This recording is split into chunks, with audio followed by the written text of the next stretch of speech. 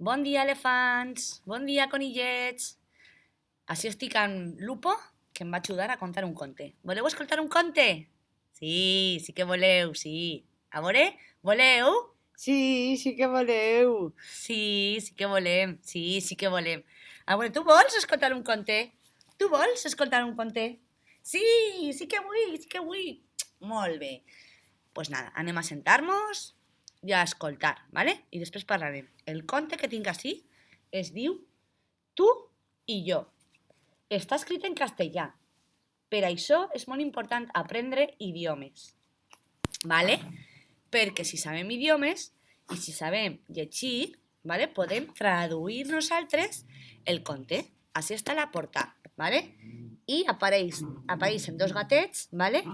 I Susan Verde i Peter Reynolds, que són els que han escrit el llibre i els que han fet possible els dibuixos, que també és una part molt important. Bueno, doncs vaig a començar. Esteu preparats? Teniu que assentar-vos bé o estar en silenci per escoltar. Escoltareu el soroll de Lupo, Neko i Noah, que ja sabeu que són els meus amics, però no passa res. Bueno, doncs es diu Tu i jo. Anem a obrir el llibre.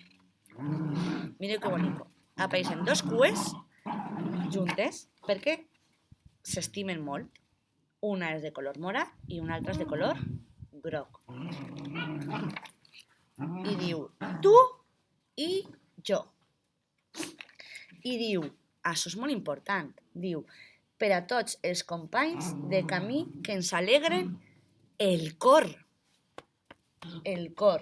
i ens canvien la vida amb un somriure especial.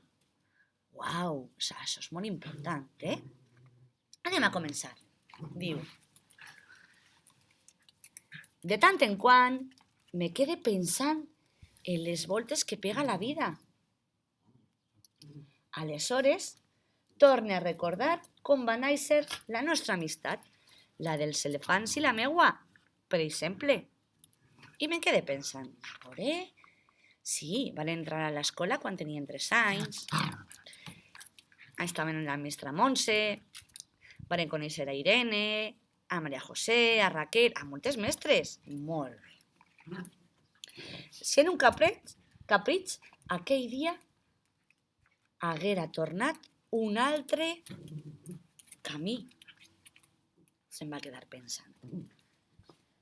Doncs la nostra història, a bon segur, va ser un paper en blanc. I no existiria. Uau, seria un paper en blanc. Fixeu-vos bé, ¿vale? Imagina't, si de bon matí me n'haguera quedat adormidet en la cama amb els llençols, aixina, molt adormidet. O me n'haguera donat ganes de cantar com si fora, jo que sé, un tenor. La la la la, la la la la, la la la la, la la la la, la la la la. O per cortar unes floretes per adornar el meu saló. Ai, imagineu-vos. O si el rellotge se n'haguera parat. O me n'haguera despistat, que en això me passa molt, pensant en jo que sé què. Sense desdejunar, sense provar una tostada, sense provar uns cereals, sense provar la llet o qualsevol cosa que nosaltres desdejuneu. Que bo! I si de sobte n'hi haguera una tormenta? Què passaria? Uau! En el mateix instant de creuar la porta. Però i si la bici, se n'haguera trencat pel camí? No n'haguera arribat? No podrien conèixer-nos als elefants, a Irene, a tots els mestres de l'escola. O si una altra vegada volgués agafar el meu barret preferit. Fixeu-vos bé que està per ací agafant el barret. Vaya tela. I si un núvol en el cel o una pedra en la sabata me n'haguera entretingut? I n'hi haguera passat un mal moment. En qualsevol dels casos, la mestra Irene no t'haguera conegut, ni Luara a Martí, ni Arnau a Salomé, ni Héctor a Oli, ni Oli a Lluc, ni qualsevol dels conillets. Ai, mare, només de pensar-ho jo no puc més. Me sent perduda, com si estiguera en un tren sense saber cap a on vaig.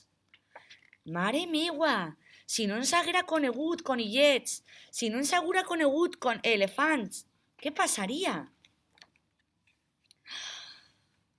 Ai, estaria a soles en el tren i jugant a soles i passant les coses a soles i m'avorriria i no n'haguera après a parlar de les emocions perquè no sé com explicar la força que jo tinc amb vosaltres perquè som amics, compartim, ens deixem les coses, però a vegades també fem coses roïnes. Però això forma part de la nostra amistat. Uau! Això va passar per casualitat? Igual és per les estrelles i l'univers que volien que la senyor Irene, el senyor Jorge, la senyor Maria José, els elefants, els conillers, la senyor Teresa i tots es conegueren. I vàrem trobar el camí fins a una situació ideal. Una combinació sublime, un trobament excepcional. I per això dono les gràcies de cada pas i cada decisió que me'n van llevar a tu, al teu espírit, a la teua veu, a la teua manera de pensar, al sentir-nos tots un, encara que siguem una classe molt gran, però així estem. I nosaltres som amics per a sempre. I compte contat, compte que s'ha acabat. I fixeu-vos bé en la contraportada que diu de tant en quant em quede pensant en com ens varen conèixer i en com ens varen fer amics. Tu i jo, tu i els conillets, tu i l'escola. Què vos fa pensar això?